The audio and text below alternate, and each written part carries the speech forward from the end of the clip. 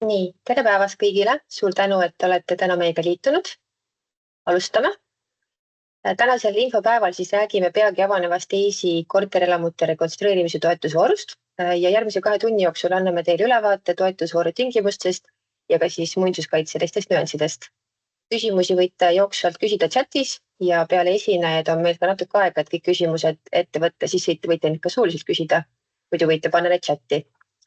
Tänase infopäeva alustame ka. Ja palun pange oma mikrid kinni. Aitäh! Ja siis hiljem on seejärel vaadata meie Muinsuskaitseameti YouTube'i kanalil. Natuke sellest tänasest ajakavast ka, et kõigepealt alustab Kaspar Alev Kliimaministeeriumist ja räägib kultuuriväärtuslike korterelamutele suunatud erisusest nendest toetuste taotlemisel ja siis toetuse tingimustest. Ja seejärel järgneb ülevaade EIS-i korterelamute toetusvoorust, mida selgitab Daniel Vain EIS-ist. Ja siis pärast neid 2 osa on siis võimalik esimest korda küsimusi küsida. Siis peale seda räägib Kadri Kallast Kultuuriministeeriumist, miks on oluline kultuuriväärtuslikku korterelamut renoveerida ja pärast saate uuesti küsimusi küsida. Ja lõpetab meie infopäeva Muinsuskaitseameti eritingimuste spetsialist Reelika Niit, kes selgitab lahti siis muinsuskaitse eritingimused. Ja pärast seda on siis veel võimalik küsida ära kõik küsimused, mis on tekkinud. Ja siis loodame, et leiate kõik vastused siit ja ka innustust siis, et toetust tulla taotlema. Et soovin teile siis edukat infotundi ja annan sõna Kasparile.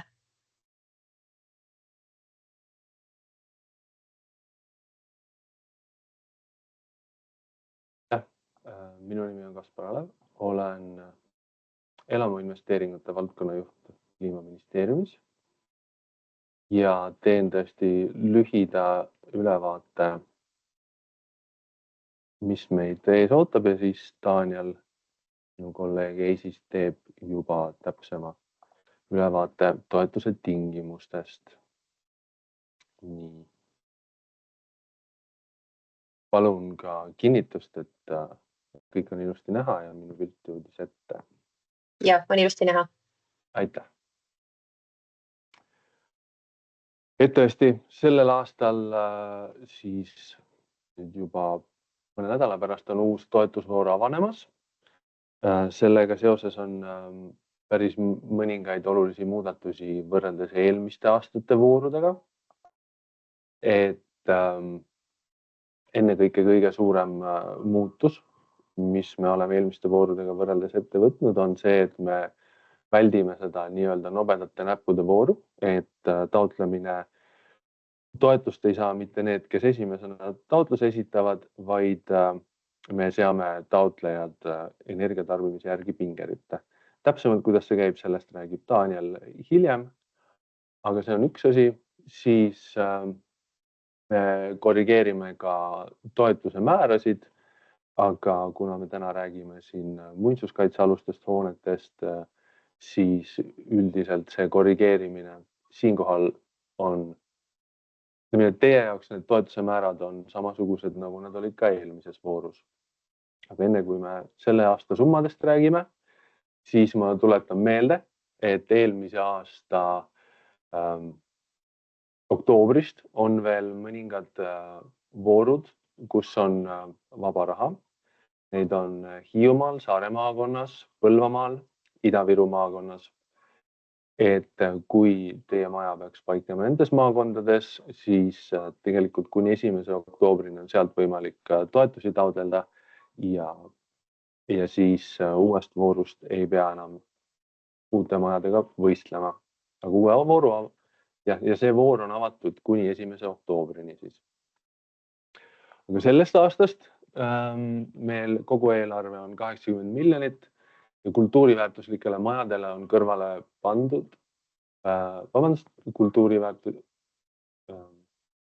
kultuuriväärtuslikud majad ja saavad siin sellest aastast eraldi eelarve, niimoodi nagu oli see ka eelmine aasta ja on ka suuruse alusel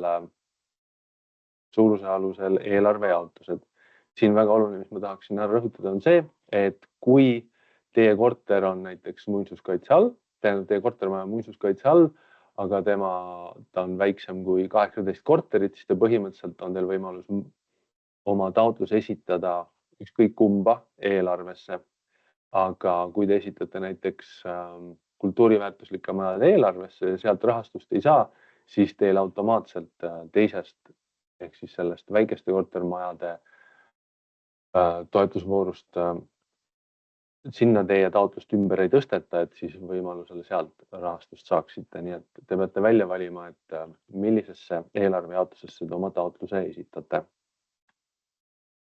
Need eelarved jagunevad, et meil on 80 miljonit sellel aastal toetusi välja jagada ja kultuuriväärtuslikele majadele oleme kõrvale pannud 5 miljonit eurot. Eelmine aasta oli meil natuke rohkem kui 2 korda rohkem raha ja siis oli ka see kultuuriväärtuslike majade eelarve 2 korda suurem. Aga seekord on meil siis 5 miljonit ette nähtud. Nüüd nende kultuuriväärtuslikud, täna me siin räägime muinsuskaitsealustest majadest, aga siin tahakski ekstra üle rõhutada selle, et sinna sellesse eelarve jaotusesse kvalifitseeruvad ainult muinsuskaitsealadel asuvad või väärtuslike üksikobjektidena arvele võetud hooned. Et miljööväärtuslikud majad ei saa sellest eelarve jaotusest toetust taotleda. Nüüd siin on selline nüanss, et 2 erandit on muinsuskaitsealadel, on Rebala muinsuskaitseala, mis on rohkem maastiku väärtusega ja teine on Valga. Ja kuna Valga ala tuleb likvideerimisele, aga kõik üksikobjektid on arvele võetud, siis ala ise ei ole abikõlbulik, aga kõik üksikobjektid Valgas siiski on, nii et Valga majad saavad taotleda ja saavad lisatoetust kuni 20%.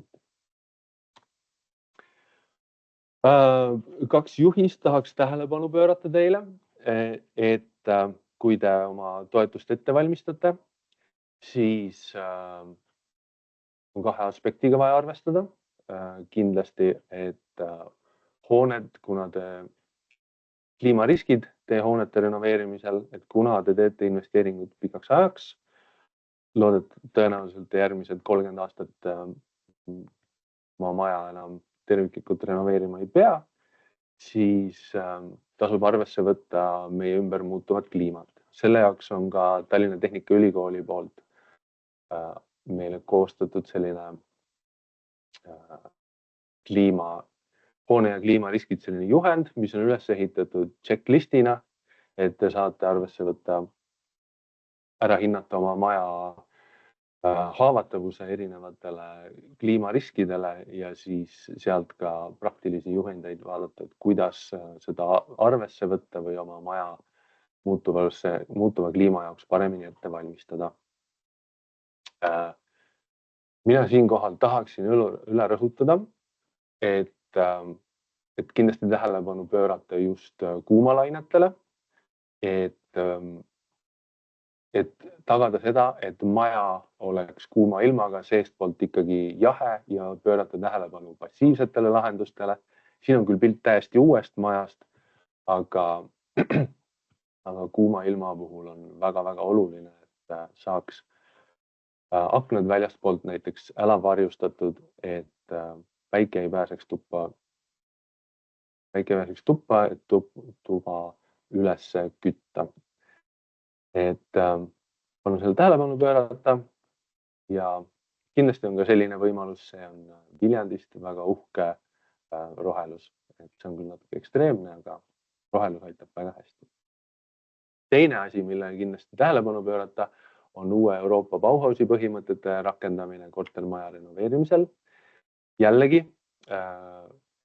selleks on sellise checklisti stiilis juhend ja sellega saate tutvuda Kliimaministeeriumi kodulehel, aga kõige lihtsamini jõuab sinna kodudkorda.ee kodulehe kaudu, kust saate valida korteriühistutele suunatud meetmed ja seal on juba abimaterjalide all on Bauhausi juhend ja see Euroopa uue Bauhausi põhimõtetega arvestamine on renoveerimise käigus kohustuslik, nii et palun tutvuge ka selle juhisega ja võtke maksimaalselt arvesse. Siinkohal ma annakski sõna Danielile üle, kes siis räägib juba täpsemalt toetuse tingimustest. Aitäh! Tere! Olen siis Daniel Vain, ettevõtluse innovatsiooni sihtasutuses, siis korteriühistute toetuste valdkonna juht. Jagan kohe ka enda.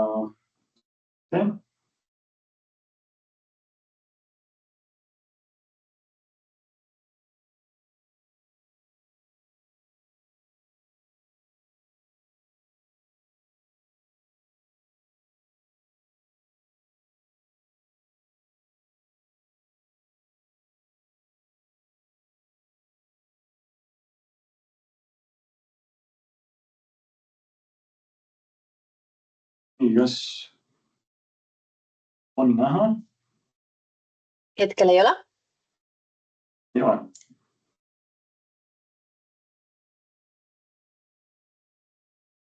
Hetkel praegu veel ei ole. Ja screeni peal võetud. Selge, proovime siis teisiti. Nüüd tuli ette. Ja. Nii. Ja võib-olla esmalt, enne kui siis selle aasta taotlusvooru juurde minna, siis natuke sellest toetuse taustast ka. Et selle toetuse andmise eesmärk on siis korterelamute energiatõhususe ja parema sisekliima saavutamine, aga ka ohutuse tagamine ja taastuvenergia kasutuselevõtu soodustamine, muuhulgas ka energiasõltuvuse ja kasvuhoonegaaside heitkoguse vähendamine. Aga selle selline ka laiem eesmärk on siis ikkagi elukeskkonna parandamine. Ja tänasel hetkel me räägime toetusest ikkagi eelkõige siis korterelamute tervikrekonstrueerimisel. On ka üksiku tegevusena siis toetatav küttesüsteemi siis asendamine just taastuvaid energiaallikaid kasutatava küttesüsteemiga või siis ka kaugküttevõrguga liitumine ja ühendamine.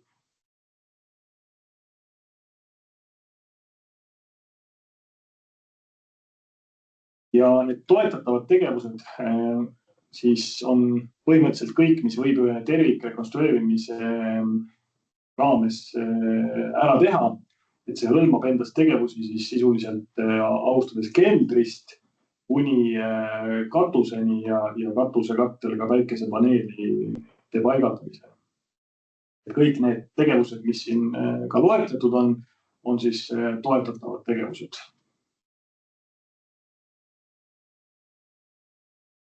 Aga veel enam siis ka, nagu mainitud, ka elukeskkonna parandamise aspekt, et siis toetatavad on ka jäätmemaja, rattaparkla, mänguväljaku ehitamine, aga ka välimööbli paigaldamine või rekonstrueerimine.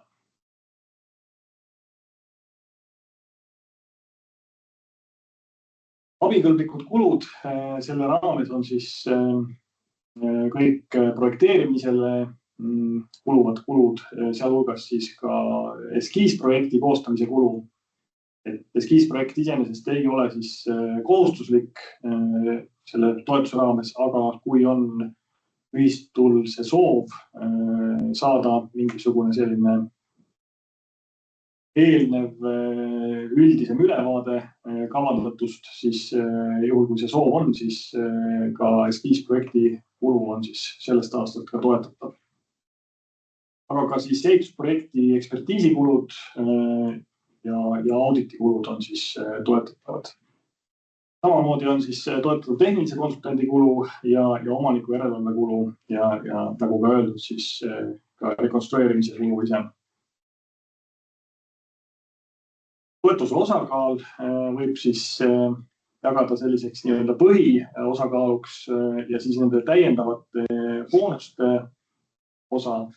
Et siis see põhiosakaal on Tallinnas ja Tartus 30% ja siis Tallinnat ja Tartut ümbritsevates omavalitsustes siis asustusüksused, siis seal on juba vastavalt eelmise aasta kinnisvaratehingu statistikale Et kui kinnisvara väärtus jääb 500 ja 1500 euro vahele, sellisel juhul on toetusosakaal 40% ja kui ta on siis suurem kui 1500 eurot, siis on toetusosakaal 30%.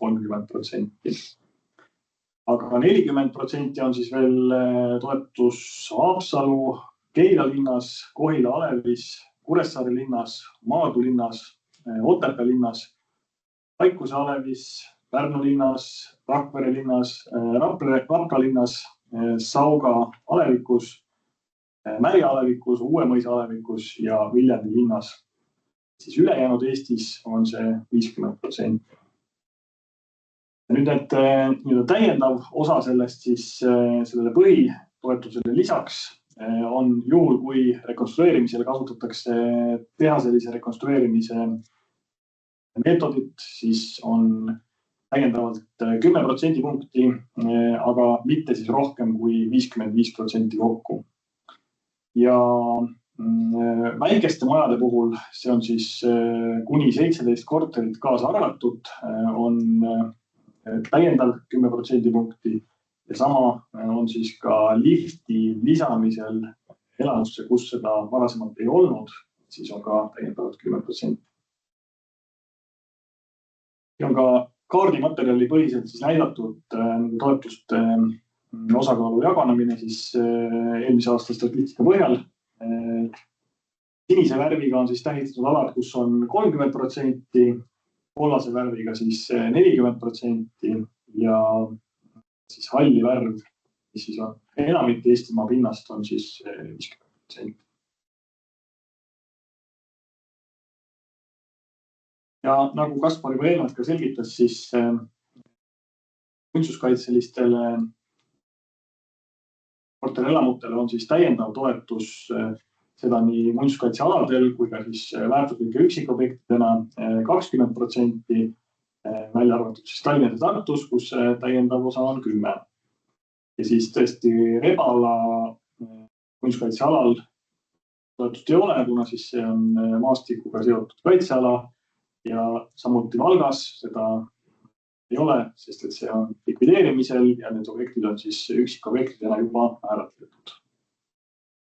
Ja miljööväärtuslikele korterelamutele siis täiendavat toetusmäära ei ole. Ja nende teiste tegevuste toetuse osakaal ehk siis ehitusprojekti koostamine, tehniline konsultant ja omaniku järelevalve, siis seal on toetuse määr 50%. Et sellest aastast siis ei ole ka Tallinnas Tartus kohustust kultuuriväärtuslikel hoonetel soojustagastusega ventilatsiooni paigaldada. Täiendavad erisused siis nii muinsus kui miljööväärtuslikel korterelamutel rekonstrueerimisel on seotud võimalike töödega, mida siis võib teha vähem või ära jätta. Näiteks aknaid ei pea uute vastu vahetama, juhul kui seda siis kohaliku omavalitsuse üksus või siis muinsuskaitseamet ei ole lubanud. Sama lugu on ka siis fassaadi soojustamisega, et seda võib vähem soojustada, aga ka muu siis hoone olemust või välisilmet muutev tegevus, et ka see siis võib ära jääda, kui see on kultuuriväärtuse kaitsekaalutusel vajalik. Samuti siis ei pea saavutama see energiaklassi, mis siis tavapäraselt selleks miinimumnõudeks on. Aga tingimus siis on see, et peab ühe klassi võrra kõrgema tulemuse saama praegusest rekonstrueerimise eelsest olukorrast. Ja selle aasta taotlusvoor siis avaneb 15. septembril kell 11. Taotlusi siis tuleb esitada e-toetuse keskkonna kaudu. Taotlemine on voorupõhine ehk avatud on ta siis vähemalt 30 kalendripäeva. Ja nende esitatud taotluste puhul ei ole siis määravaks esitamise aeg, et võib esitada ka viimasel päeval, kui voor veel avatud on, et taotlused siis reastatakse pingeritta ikkagi selle hoone energiakasutuse andmete alusel ja siis toetust antakse kuni siis selle taotlusvooru eelarve piirini. Ja juhul, kui see energiakasutus nüüd jääb hoonetel samaks, siis eelistatakse suurema suletud netopinnaga korterelamut. Ja kui rekonstrueeritakse naabruskonnapõhiselt, siis naabruskonnapõhise rekonstrueerimises reastatakse taotlused siis pingereas selles konkreetses naabruskonna projektis suurima energiakasutusega hoone järgi. Et kui siis kõige rohkem energiat kulutav hoone konkreetses naabruskonna projektis, siis see omistatakse kõigile nendele teistele osalejatele projektidele ka. Et ei tekiks siis ühesõnaga seda olukorda, et naabruskonnapõhise rekonstrueerimises üks hoone saab toetust ja teine mitte. Pigem siis, kui juba saab, siis saavad kõik konkreetses projektis osalevad. Ja on siis 3 taotlusvooru, on korterelamute suuruste põhine, siis on muinsusväärtuslike korterelamute ja siis on naabruskonnapõhine rekonstrueerimine.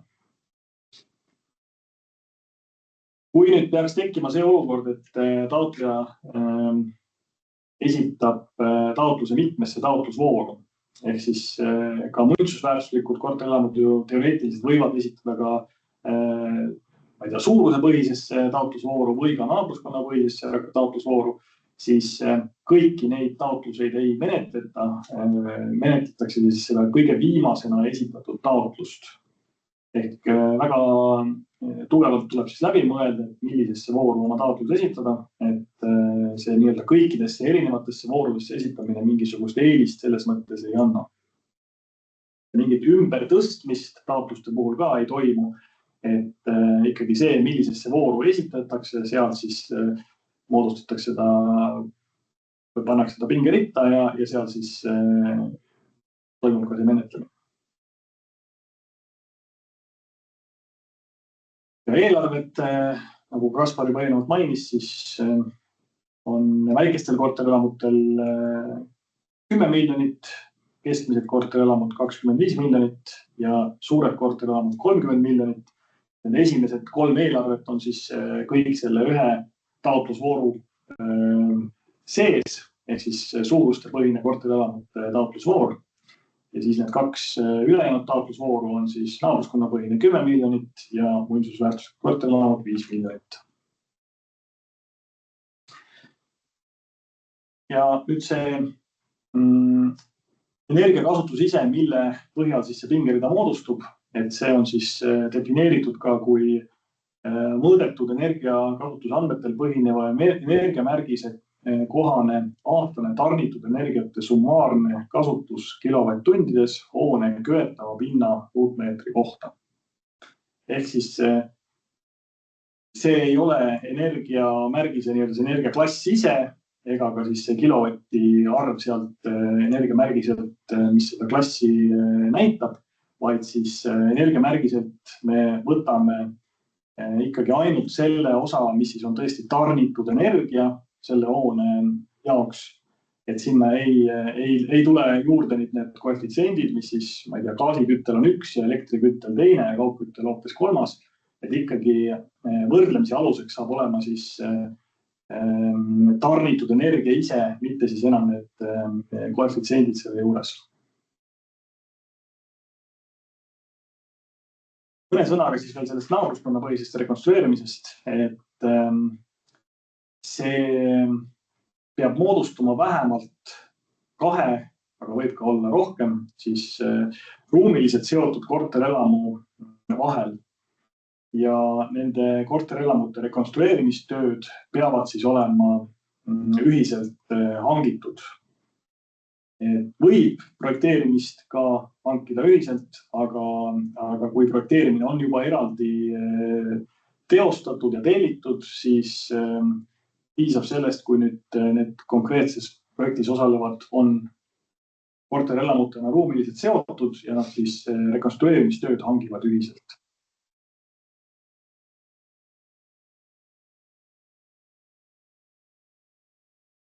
siis toetuse taotlemine peab olema, taotleja ise peab olema siis korteriühistu, selles korterelamutes asuvad korteriomandist vähemalt 80% peavad olema füüsilise isiku omandis, sealhulgas võib olla ka siis Eesti Vabariigi või kohaliku omavalitsuse omandis. See korterelamu ise peab olema kasutuses ja peab olema siis ka kasutusse võetud enne 2000. aastat. Ja siin on ka põhilised dokumendid, mis siis taotlusega tuleb esitada, siis korteriühistu üldkoosoleku otsus, kus on siis üldkoosolek vastu võtnud otsuse rekonstrueerida, on ära kirjeldanud tööd, mida siis rekonstrueerimise raames tehakse ja ka siis vajadusel laenu võtmise otsus, sealhulgas laenu maksimaalse summaga. Siis on põhiprojekt või juhul, kui projekti ei ole eelnevalt tellitud, siis peab olema vähemalt projekteerimise lähteülesanne, millega siis projekteerimist hangitakse koos rekonstrueerimistööga. Siis energiamärgis, seda siis seesama kaalutud energiamärgis ehk siis selle olemasoleva hoone jaoks. Kui nüüd taotlus esitatakse koos põhiprojektiga, siis peab olema ka arvutuslik energiamärgis. Kui esitatakse lähteülesandega, projekteerimise lähteülesandega, siis seda arvutuslikku energiamärgist olla ei saa ega ei pea ka esitada. Ja tehnilise konsultanti teenuse osutamiseks sõlmitud leping. Ehk siis tehnilise konsultant on endiselt kohustuslik rekonstrueerimisprojekti lõpuni. Ehk siis viimase toetuse väljamakse esitamiseni peab olema siis teenusega tehnilise konsultanti teenus tagatud. Siis rekonstrueerimistöid, nende ostumenetlusi võib toetuse saaja volitada läbi viima ettevõtluse innovatsiooni sihtasutust. Et siin see on nüüd uus võimalus eelmise aasta taotlusvoorust alates, kus juba üsna suur hulk ühistuid seda võimalust soovis kasutada, aga see siis jätkub ka nüüd selle aasta taotlusvoorus selle muudatusega, et juhul kui rekonstrueeritakse kas tehaseliselt või naabruskonna põhiselt, et siis on toetuse tingimuste kohaselt see ettevõtluse innovatsiooni läbi viidav ostumenetlus kohustuslik. Muul juhul on see siis vabatahtlik ja ühistul on see võimalus seda kasutada. Ja nüüd millest siis päris alustada? Võimalus on saada siis tasuta meiepoolset nõustamist, et nõustamist pakuvad maakondlikud arenduskeskused. Harjumaal nõustame meie ise, Ida-Virumaal Ida-Viru Omavalitsuste Liit ja meie ja Lääne-Virumaal siis Lääne-Viru Omavalitsuste Liit. Aga tuleks siis kaasata ka järgmise sammuna tehniline konsultant, kellega koos siis rekonstrueerimistöö ära planeerida, vaadata milliseid tegevusi, kas on juba võib-olla tehtud, milliseid on võimalik teha ja kavandada selline enam-vähem eeldatav eelarve nende tööde kohta ja siis võiks selle ka ühistu oma üldkoosolekul ära otsustada, et jah, selliseid töid me teeme, sellises ulatuses see maksab ja me soovime siis sellises ulatuses laenu võtta. Juhul kui enne taotluse esitamist soovitakse projekt valmis teha, siis tuleks ka projekteerimistöö teostada. Aga nagu ma ka ütlesin, siis taotluse saab esitada toetuse saamiseks ka projekteerimise lähteülesandega, ehk siis projekteerimise korraldamist enne taotluse esitamist vaja teha ei ole. Aga kui nüüd taotlus on esitatud ja toetuse selline esialgne otsus on olemas, positiivne otsus, siis järgnevalt toimub rekonstrueerimistöö ja omaniku järelevalve teenuse siis ostumenetlused. Need on tehtud, siis on ehitustegevus ja hilisem siis teenussüsteemide seadistamine. Ja täpsemat infot siis toetuse tingimuste taotlusvooru kohta on võimalik saada meie kodulehelt, kus ta siis on teenusena kirjeldatud kui rekonstrueerimistoetus 2022 kuni 2027. Siin slaididel on nad ka linkidena, et ma usun, et kui me pärast neid jagame, siis ilmselt ka saab siit otse ligi. Aga jah, eraldi siis ka kutsun üles kasutama veebilehte, mis siis kogu vajaliku info üleüldiselt rekonstrueerimisest kokku koondab nii üksikelamute kui ka korterelamute vaatest ja see on siis kodudkorda.ee, et soovitan kindlasti seda kasutada. Minu poolt kõik. Aitäh! Nii Kaspar kui ja Tanel põhjaliku ülevaate eest. Nüüd võtaks mõned küsimused kuulajatelt, et kui soovite küsida, siis palun kirjutage oma küsimus vestlusaknasse või tõstke virtuaalselt kätt ja paar küsimust meil juba on. Esimene küsimus on, et maja asub Hiiumaal Kärdlas, maja on kahekordne, kinnismälestis ja elamu. Kas on abikõlbulik? Kas me räägime ikka korterelamust, et juhul kui korterelamu, siis jah, selle toetuse raames ta oleks abikõlbulik igal juhul.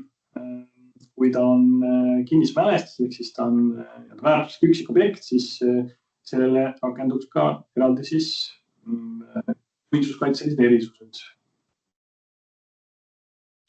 Selge. Kas võib lisaküsimuse esitada? Ja, palun. Et tegemist on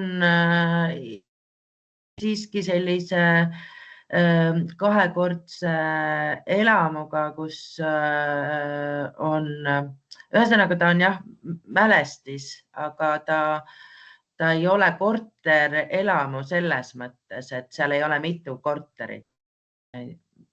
Ma ei oska muud moodi seletada seda.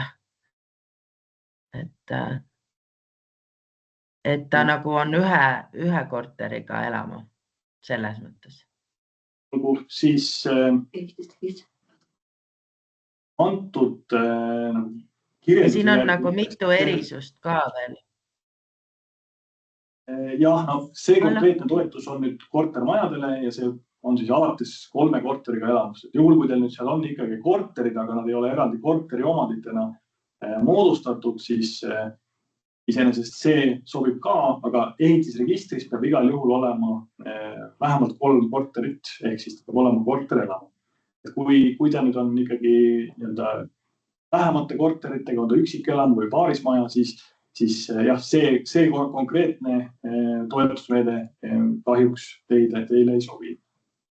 Aga ta on kultuurimälestis selles mõttes, et kas mingisugust toetust või kust siis taotleda toetust üldse sellisele majale? Oskate äkki soovitada?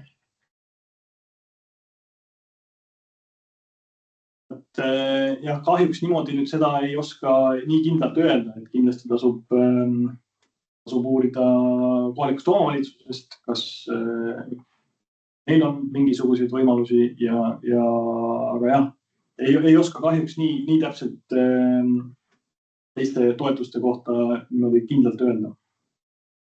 Reelika võib-olla oskab midagi lisada. Palun, Reelika. Ja, tere, Muinsuskaitseametist Reelika Niit olen.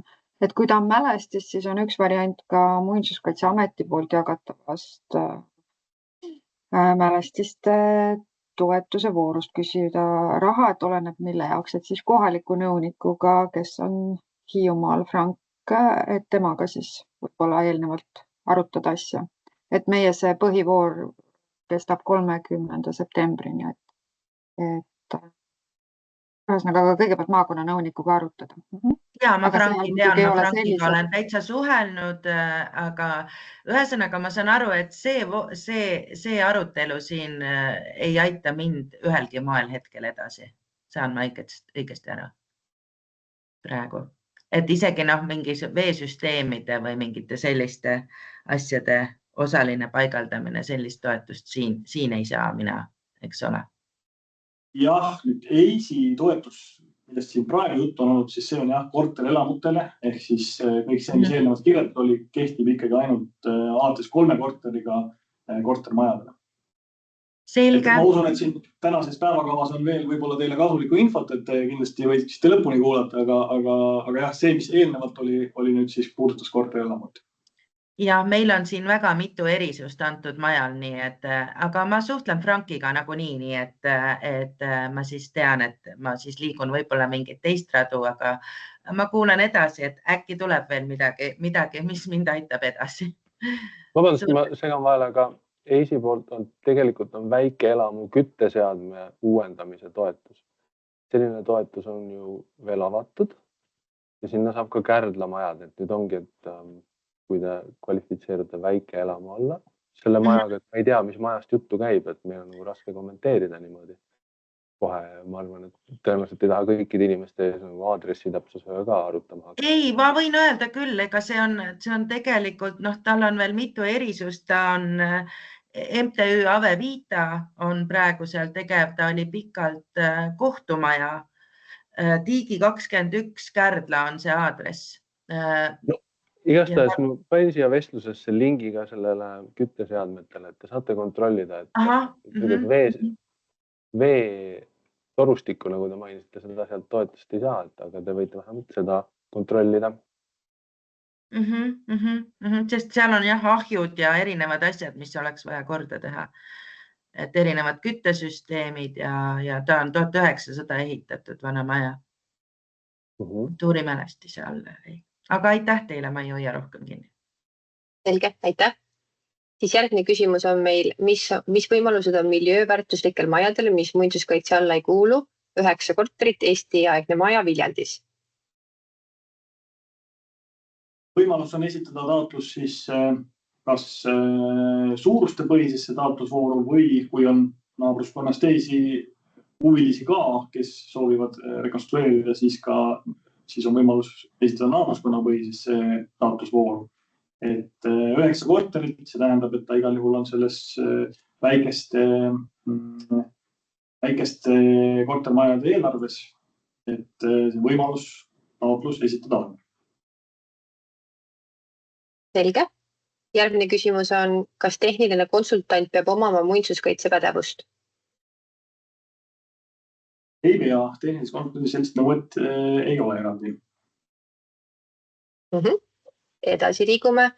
Kuidas miljööväärtuslikud üksikobjektid raha taotleda saavad või ei saagi? Tegu on 2 korteriga maja Kadalinnas. Sellisel juhul on see sama link, mida Kaspar jagas, ehk siis 2 korteriga maja, see ei lähe veel siis toetuse mõttes selle korteriühistute alla. Et see on siis alates 3 korterist. Selge. Ja viimane on pikem küsimus. Kui hetkel on pooleli muinsuskaitsealuse hoone dokumentide korrastamine, sulgudes uuesti mõõdistamine, vahepeal tehtud muudatused, seadustamine ja nii edasi, millel puudub KOV kinnitus ja vastab väljud EHR-is, siis on võimalik pääseda taotlusvooru. Andmed on sisuliselt omavalitsusele esitatud, kuid hetkel toimub ülevaatamine. Jah, toetuse taotlemist see nüüd selles mõttes ei takista, et seal on vajalik, et oleks olemasoleva hoone energiamärgis ja neid vahepealseid tegevusi, mida siis seadustatakse, siis see otseselt toetuse taotlemist nüüd ei sega. Et nüüd on eraldi küsimus muidugi, et kas need seadustamised siis on võimalik hiljem ära lahendada või see hakkaks takistama ka siis rekonstrueerimistöö enda ostumenetlust, et see on nagu võib-olla küsimus, mis vajab nende konkreetsete olukordade ülevaatamist ja hindamist, aga kui me lihtsalt lähtume sellest, et kas toetust taotleda saab, siis jah, toetust taotleda selles mõttes saab, aga siis seda tingimusel, et hiljem on võimalik ka rekonstrueerimistöö kohta ju saada ehitusteatis, ehk siis see oleks igati lubatud ehitustegevus, et ühesõnaga tasub hinnata seda osa ka. Selge, aitäh. Kas vahepeal on veel küsimusi kellelgi? Saate siin hetkel küsida? Kui ei ole, siis saame edasi liikuda. Tundub, et praegu ei ole. Aga siis ma annaksin sõna Kadrile Kultuuriministeeriumist.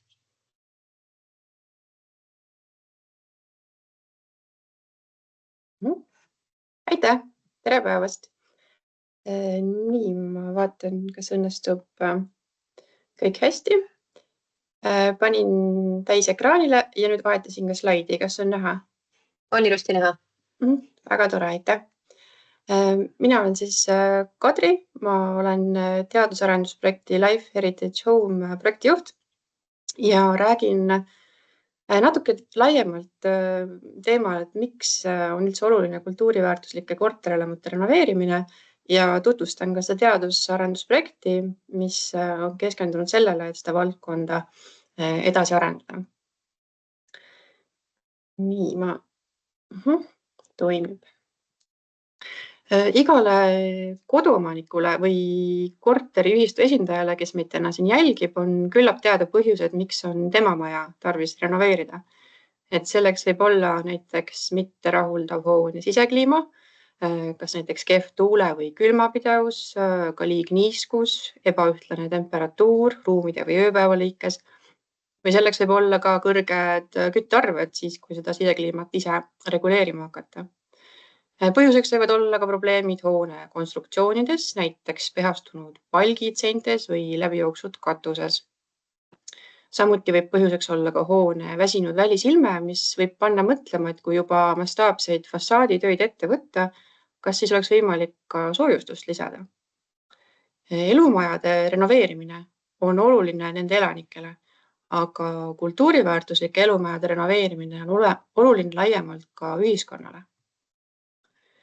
Teatud hoonete ja piirkondade muinsuskaitse alla võtmiseks või miljööväärtuslikuks määramiseks on erinevaid põhjuseid. Aga sellel, et füüsilises ruumis on nähtavad ajaloolised kihistused, mis kõnelevad möödunud aegade mõtteviisidest, eluviisidest ja väärtushinnangutest, sellel on väga oluline roll kultuurilise mälu seisukohast. Kultuuriväärtuste kaitse, kas siis muinsuskaitse nime all või muus vormis, on juhitud suuresti inimkonna soovist esile tõsta ja alles hoida parimat osa inimtegevuse tulemitest, nii teaduste kui kunstide vallas. Ja arhitektuuris on koos nii teadus kui kunst. Ja seetõttu on ka Eestis ehituspärandi säilitamise eesmärgil võetud hooneid ja piirkondi nii riikliku kaitse alla ehk siis muinsuskaitse alla, kas eraldi mälestisena või muinsuskaitsealana, ja ka kohalikul tasandil kaitse alla, kas siis miljööväärtusliku üksikobjektina või hoonestusalana.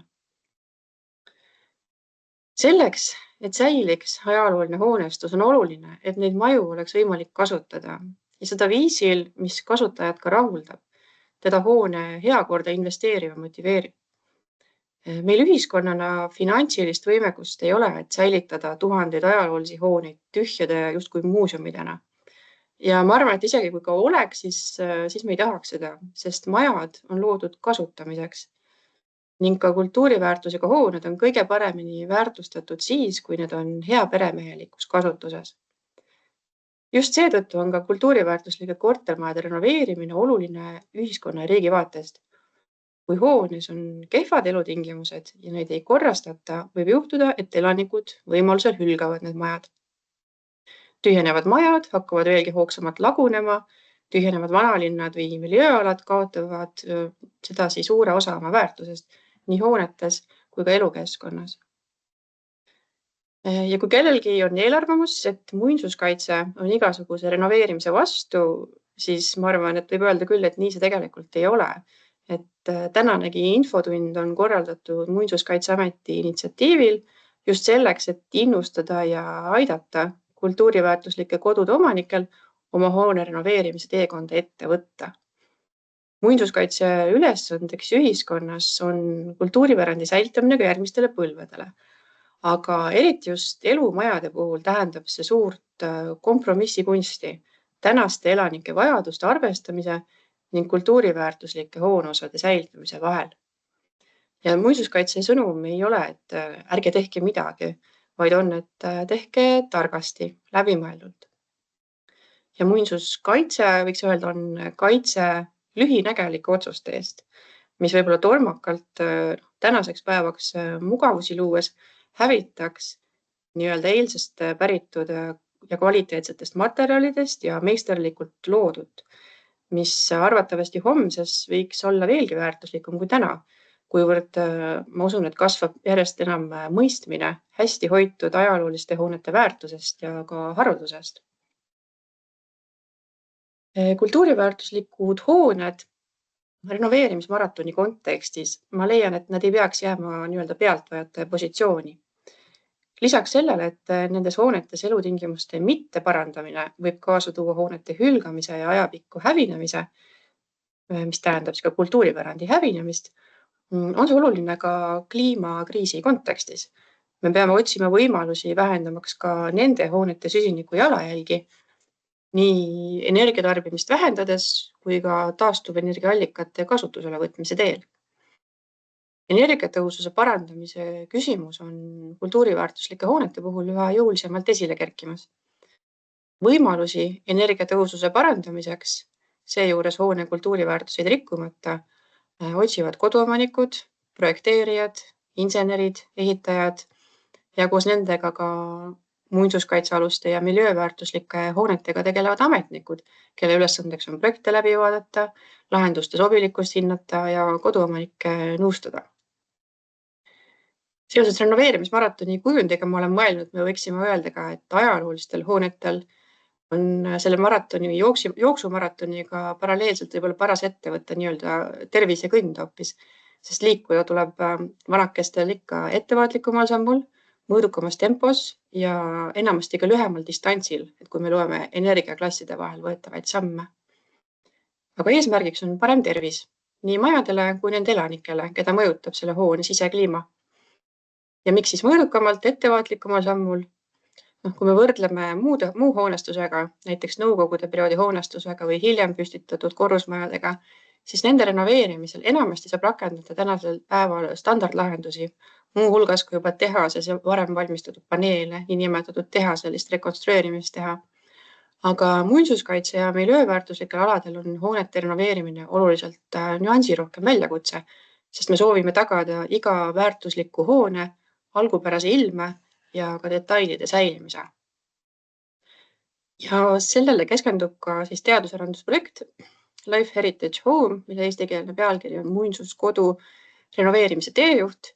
Siit on tegelikult käibele võetud see sõna muinsuskodu, kuivõrd me soovisime täpselt markeerida, et me keskendume muinsuskaitsealustele eluhoonetele, et seda on väga lohisev öelda, siis ka suupäraselt muinsuskodu. Ja selle eesmärgiks on, et energiatõusu teemal oleks kultuuriväärtuslike hoonete kontekstis ka värskemaid andmeid, oleks ühtlasem infoväli, mis on hea, mis on halb, mis kuidagi töötab, mis sobib, mis mitte, et meil oleks parem nõustamisvõimekus ja seda nii ametkondades, näiteks muinsuskaitseametis, kohalikus omavalitsuses, aga ka projekteerijatel, inseneridel, tehnilistel konsultantidel, ehitajatel. Ja samuti on väga oluline, et renoveerimisteekond oleks koduomanike jaoks selgem ja sujuvam. Ja seda 3-aastast projekti koordineerib siis Kultuuriministeerium ja osalevad selles ka Kliimaministeerium, Muinsuskaitseamet, Tallinna Tehnikaülikool, Eesti Kunstiakadeemia ning pärandeksperte ühendav ICOMOS Eesti komitee. Ja selleks, et me selles projektis tegeleks koduomanike vaatest ka õigete probleemidega ja et need lahendused oleksid seesugused, millest inimesed tõepoolest ka tuge leiavad, siis me oleme läbivalt dialoogis kultuuriväärtuslike hoonete omanikega, korraldades erinevates formaatides ja teemadel kohtumisi. Koduomanikelt kogutud sisendist on meil väga põhjalikud kokkuvõtted ja analüüsid, aga ma siinkohal väga üldistatult ja lihtsustatult tooksin välja 3 peamist probleemi valdkonda ja ka lahenduse ootust. Eks väga lihtsalt öeldes siis muinsuskodu renoveerimise puhul on väga paljud omanike jaoks väga segane, et mida võib teha, mida ei või teha. Ja selle protsessi juhtimine korteriühistute jaoks on väga keeruline.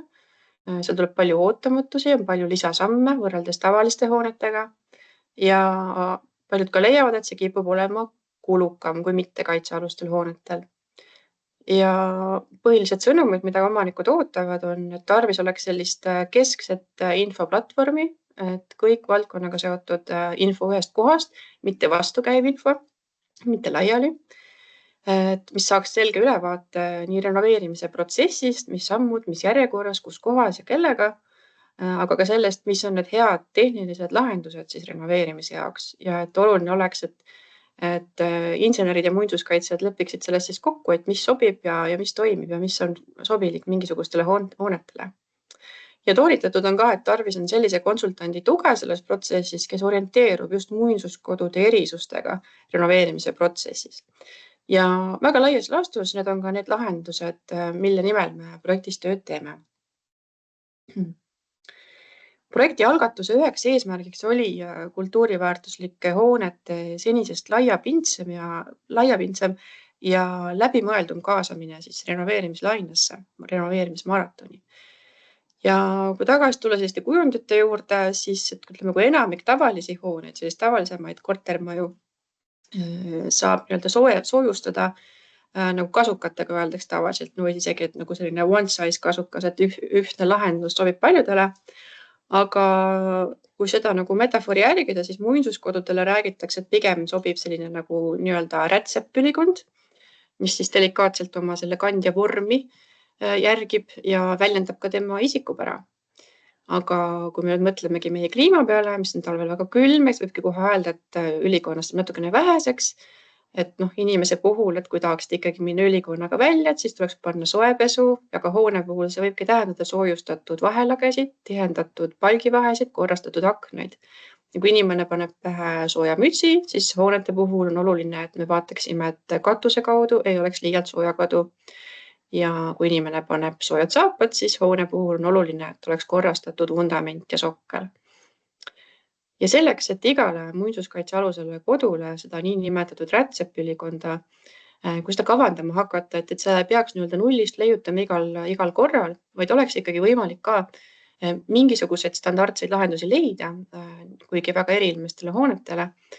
Ja et oleks võimalik vähendada seda projekteerimiseks vajalikku ajakulu, mis omaniku jaoks tähendab ka rahakulu, et siis meie projekti raames luuakse ka selline kataloog, mis koondab ajaloolistele hoonetele sobivaid tehnilisi lahendusi. Ja et anda koduomanikele võib-olla senisest selgemat arusaama ka, et mis see tema investeering sellisesse renoveerimisse, mis see tulemus on, ehk missugune on ka oodatav energia kokkuhoid, kui tehakse vähem soojustust või ainult horisontaalset soojustust näiteks, et investeering võib ikkagi olla suur. Et oluline on, et me parandaksime energiatõususega seotud teenuste kvaliteeti ja kättesaadavust kui muinsuskaitse valdkonnas, et energiaauditid, energiamärgised ja ka missugune on see saavutatav energiasääst ka sellistel vähem sekkuvatel meetoditel, mida ehk niivõrd varem ei olegi võib-olla arvutatud, et see info oleks meil ka kõik olemas ja saaks läbi kalkuleerida, mis on mõistlik, mis on see kulu ja mis on see oodatav tulemus. See tähendab ka, et tarvis on kasvatada spetsialistide hulka, kes tunnevad just ajalooliste hoonete ehituslikke eripärasid ja kes on valmis tegelema just selliste erilahendustega. Ja seepärast on meie projektis ka oluline osa erinevad koolitusprogrammid juba nendele, kes tegutsevad valdkonnas, kui ka siis kõrgkoolis tulevastele spetsialistidele täiendusi teha õppekavadesse. Ja lihtsalt põgusalt ära mainida, et nii nagu me oma projektis tegeleme selliste teejuhtide väljatöötamisega, on ka mõnedes teistes riikides ajaloolistele hoonetele, nende renoveerimisele, energiatõhustamisele ja kliimakohanemisele koostatud juhendmaterjale või erinevaid soovitusi juhtnööre koondatud. Ja nende kohta võib üldiselt välja tuua, et renoveerimisel soovitatakse alati kasutada hoone ehitusaegse traditsiooniga sobituvaid materjale, ehk traditsioonilisi materjale ning kõik sekkumised ja mitte tagasipööretavad ümberehitused tuleks väga-väga hoolikalt läbi kaaluda. Ja esimese asjana tavaliselt tegeletakse pigem tehnosüsteemidega ehk siis kütte- ja ventilatsioonisüsteemiga ning püütakse vältida siis hoone tarinditesse ja detailidesse sekkumist. Kokkuvõtteks võib nentida, et renoveerimise teekond on väga kompleksne, sest et hooned on komplekssed, eriti vanad hooned. Ja mida keerukam arhitektuur, mida rohkem väärtuslikke hooneosi ja detaile, viimistluskihte, et seda komplekssem see renoveerimise kavandamine ja õigete lahenduste leidmine ja elluviimine on. Ja kahjuks ükski teadusarendusprojekt või juhendmaterjal ei saa seda renoveerimisprotsessi nagu täiesti imelihtsaks ka teha omaniku jaoks. Aga siiski me julgustame seda teekonda ette võtma ja alustuseks ka visualiseerima, et mis see on, mida te soovite oma hoonele, et kaardistada korteriomanike soove oma majas, mis on see nägemus, et mis võiks paremaks teha.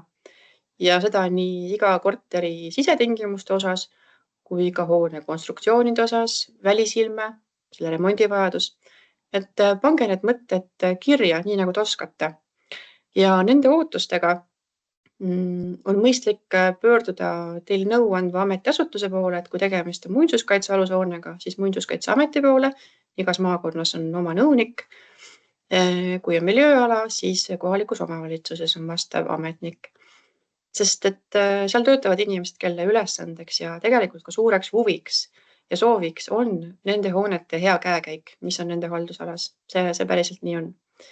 Ja muinsuskaitsealuste hoonete puhul enamasti on järgmiseks sammuks siis selleks, et saaks hakata täpsemalt siis tööid kavandama, et mis on sobilik, mis mitte, kuidas täpsemalt.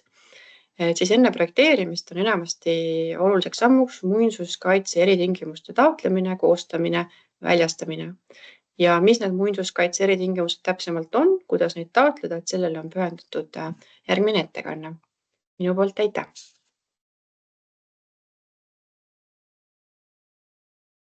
Aitäh, Kadri! Aga võtamegi siia otsa siis äkki Reelika ettekande kohe ja siis jätame küsimused lõppu. Reelika, kas sa oled valmis? Ja tere! Tere. Proovin jagada siis oma ekraani.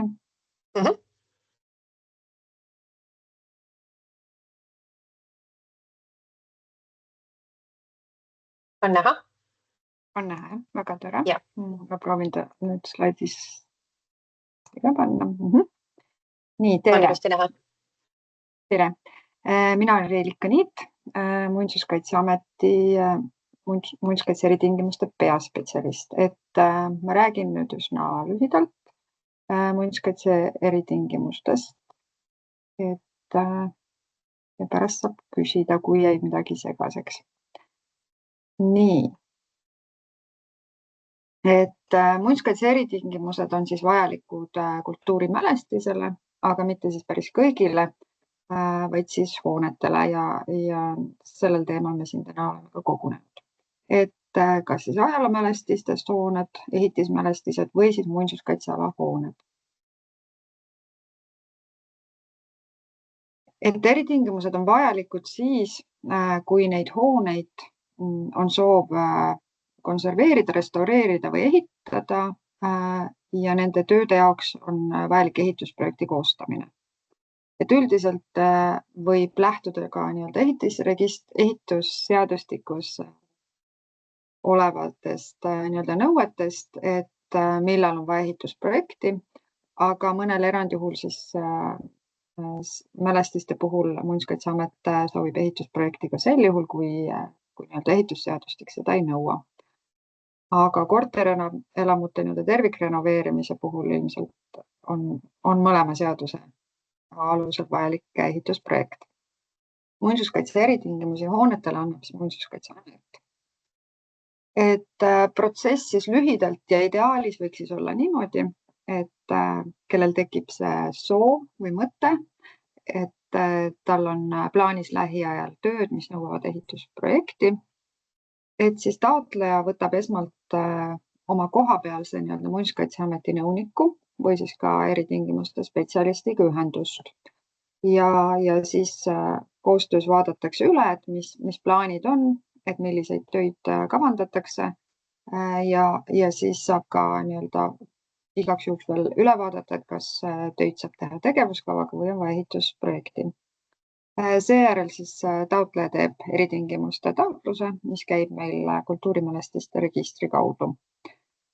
Seejärel tulevad siis eritingimused koostöös taotlejaga, et proovime nii palju kui võimalik lähtuda ka taotleja soovidest, aga me ei saa kindlasti ära unustada ka seda hoonet ise, mis siis muinsuskaitse seisukohast on see kõige olulisem. Aga kindlasti seal üsna võrdväärselt on ka inimeste soovid ja vajadused. Seejärel on siis restaureerimise ehitusprojekt ja juba siis tööd. Ja töödeks siis muinsuskaitse eritingimustega ka määratakse see, et kas on vajalik tööde ajal muinsuskaitselist järelevalvet või siis ei ole. Eritingimustes me siis anname üldnõuded, kuidas ja mida nii-öelda teha, mida võib, mida ei või. Et ka ehitusprojekti staadiumismälestiste puhul meil reeglina on ikkagi põhiprojekt, kui läheb nii-öelda terviktöödeks.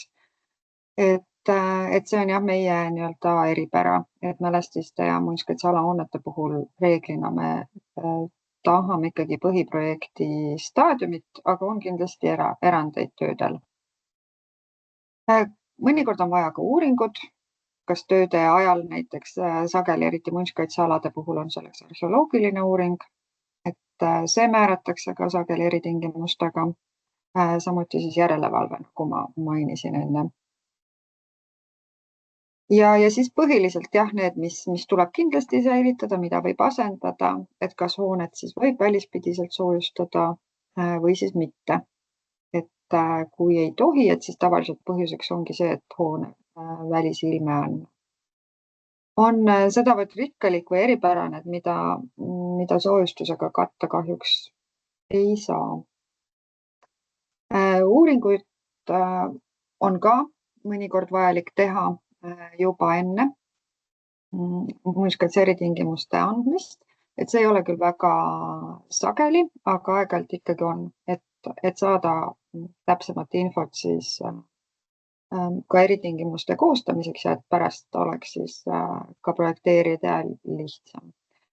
Et sel juhul siis jah, me määrame uuringud juba enne eritingimuste andmist, pärast taotluse esitamist ja mõnikord ka enne, kui üldse taotlus on esitatud. Ja selleks ajaks siis peatub muinsuskaitse eritingimuste andmine. Kui meie ehk siis Muinsuskaitseamet oleme määranud uuringu, siis on võimalik taotleda selle hüvitamist 50% ulatuses, aga maksimaalselt siis kuni 1500 €.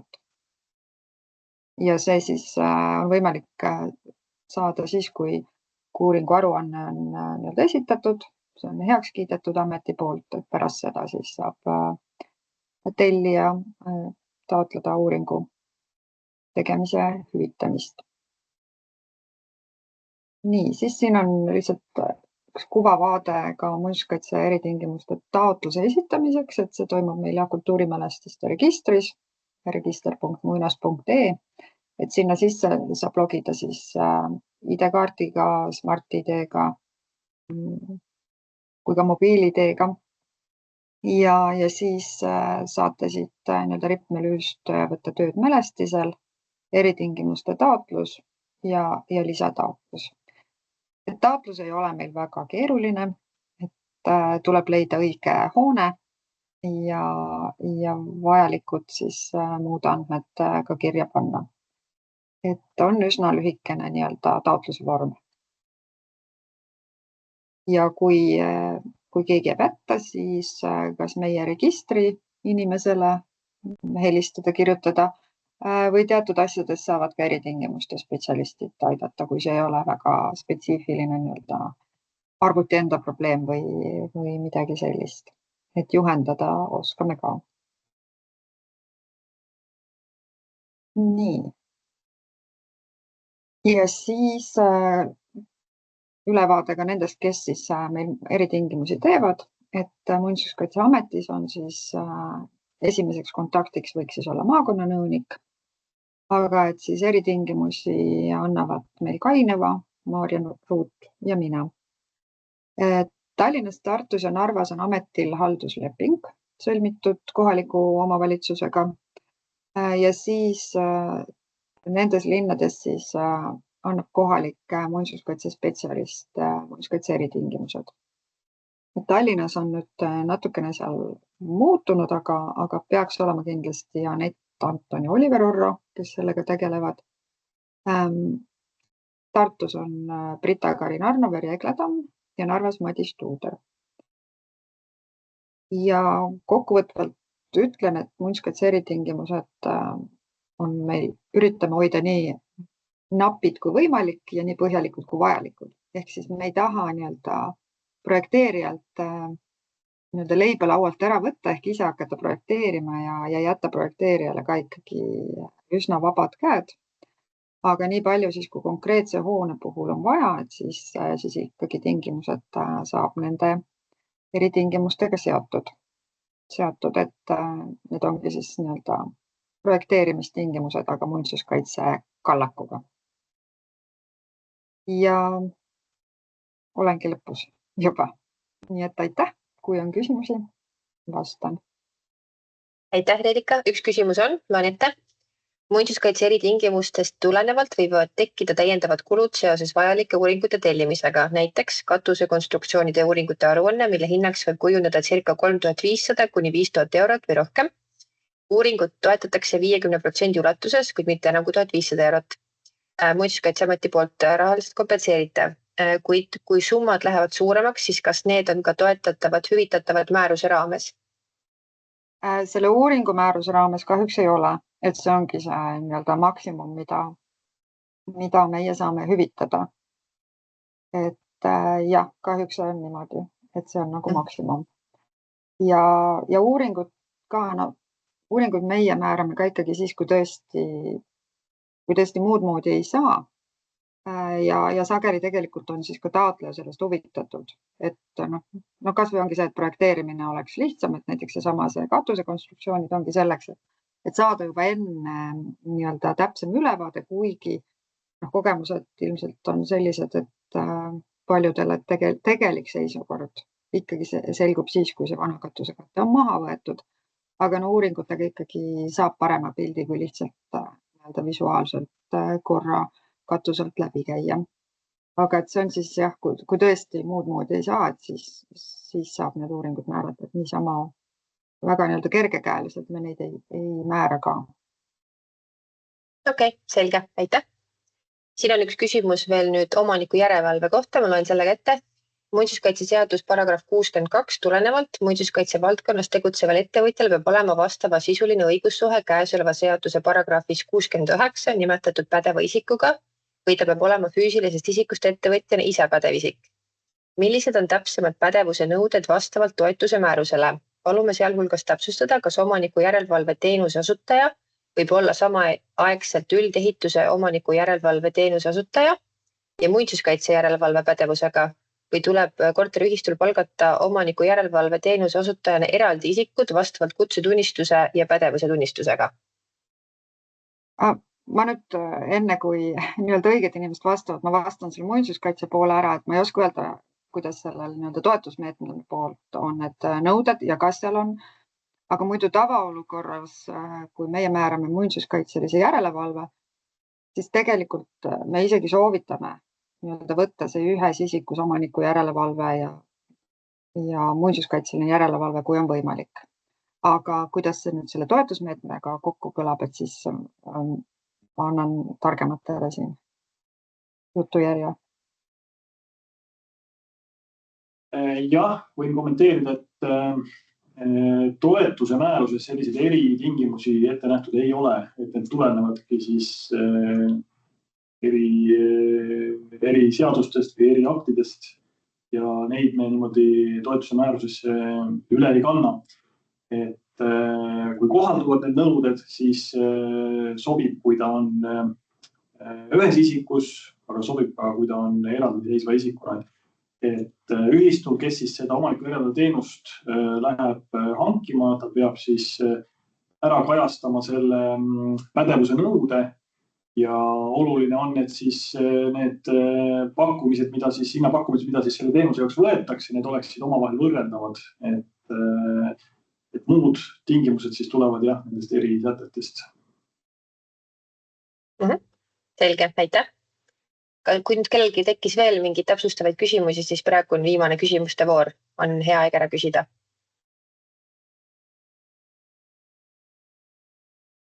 Võib panna siia vestlusaknasse, võib küsida ka ise otsa.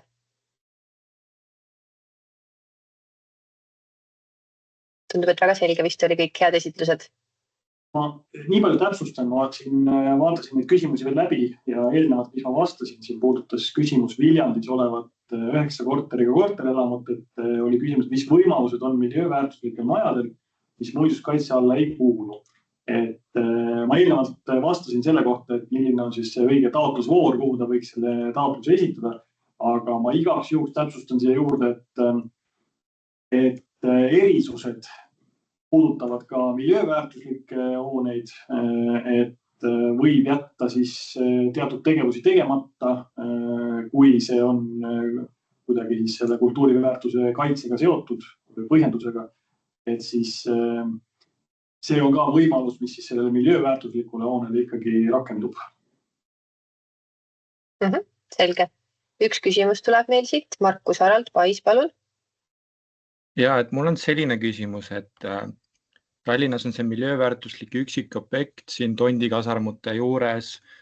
Mina ei ole küll omanik, et mul isa on omanik, aga kuna ta ei tegele sellega, et elab ise kuskil mujal, aga ta on nii-öelda ainuomanik koos enda elukaaslasega, siis aga tahaks seda nagu korda teha, siis nagu mis võimalused üldse on, et ma olen üritanud seda nüüd mingid aastaid juba teha, aga kõik ütlevad umbes, et see pead ise taotlema kuskilt, aga kunagi taotlustest nii-öelda raha ei saa selle jaoks, et kas see maja peabki põhimõtteliselt siis maha põlema, et see enam ei oleks miljööväärtuslik üksikobjekt ja saab uue ehitada või kus ma saan seda nii-öelda päris abi selle koha pealt?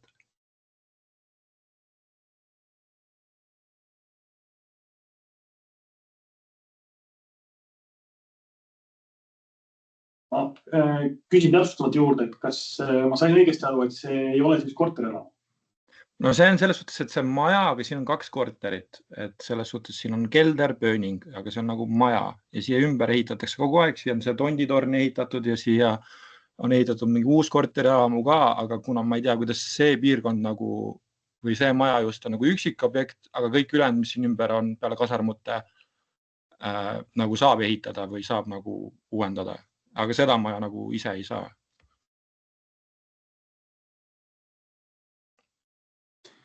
Et kui täpsustav küsimus, et kas see soov teada saada, siis on nagu seda, et kas sinna üldse midagi, mida tohib ehitada või mis moel nagu üldse rekonstrueerimisega pihta hakata või on küsimus selles, et kas sellele võiks ka mingisugune toetus kohalduda? Nojah, see on mõlemat, et kõigepealt tahaks, ma tean umbes, kuidas see peaks olema, et saab taodelda mingit raha mingi uute akende jaoks või kütteseadmete ja nii edasi, aga põhimõtteliselt oleks vaja nagu terve maja nagu korda teha, et selles suhtes katus ja kelder ja pööning ja kõik selline. Et jah, et nagu kust nagu alustada üldse sellega. Et ma ühe korra kuskil käisin seal Tallinna linnavalitsuses, nad ütlesid, et jah, et siia saada taotlus ja kui saatsin taotluse, siis umbes, et see ei võetud vastu või midagi ja kuna ma ise ei ole omanik, siis ma ei tea, kas mul on üldse mingi õigus seda taodelda ja nii edasi. Jah, no korterelamute toetuse mõttes siis ma saan öelda, et see kahjuks jällegi ei ole see, mis sellesse meetmesse sobiks, et kui kõlas läbi, et on 2 korteriga elamu, siis selles konkreetses meetmes peaks siis olema alates 3 korterist. Aga siin on ka chatis läbi käinud see link, kus siis saab täiendavat infot teise toetusmeetmise kohta, aga muus osas ilmselt peakski siis ka Tallinna linnast ikkagi jätkama või uuesti alustama nende võimaluste kohta, et mis siis tänasel hetkel, milliseid toetusi nemad pakuvad selleks konkreetseks objektile.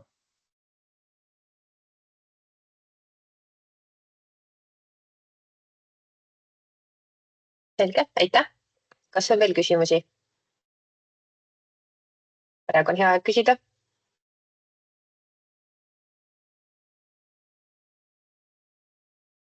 Tundub, et ei ole vist. Väga hea, aga siis täname kõiki esinejaid ja et ka osalesite. Kokkuvõttelt tuletan siis veel meelde, et toetusvoor avaneb 15. septembril ja kogu info koos tingimuste ja taotluskorra kirjeldusega on leitav siis Kodud korda lehelt. Ja infopäeva salvestis samamoodi paneme üles Muinsuskaitseameti YouTube'i kanalile, et saate vajadusel hiljem materjalid uuesti üle kuulata. Ja julgustame siis kõiki kindlasti taotlema, kui te kvalifitseerute, et see on hea võimalus kultuuripärandit väärtustades oma kodu korrastada. Ja soovime kõigile siis ilusat päeva jätku ja jõudu ja edu plaanide elluviimisel. Aitäh!